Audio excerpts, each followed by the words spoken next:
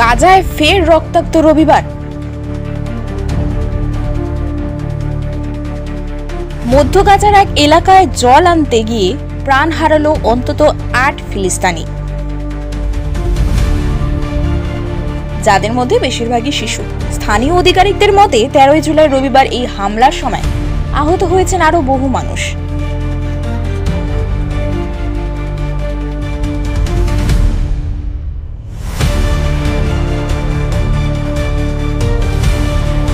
প্রত্যক্ষদর্শীদের বর্ণনায় শিশুরা যখন জলের জন্য পাত্র হাতে অপেক্ষা করছিল, তখনই হঠাৎ আকাশ ফেটে নামে বিস্ফোরণ।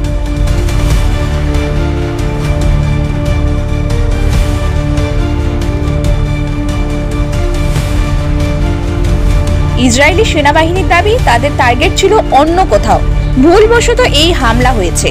কিন্তু শিশুদের নিথর দেহ, ভাঙা জলের কল এবং আতঙ্কে কাঁপতে থাকা মানুষগুলো অন্য কিছু বলছে।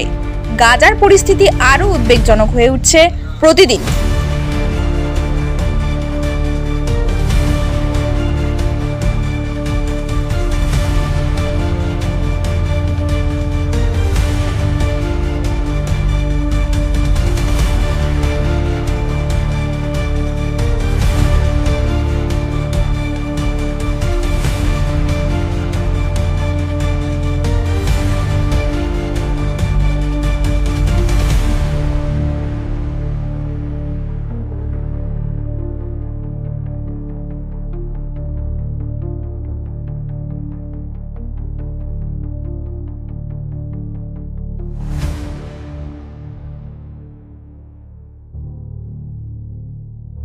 নতুন নতুন আপডেট পেতে সাবস্ক্রাইব করুন নিউজ আপ ডেইলি।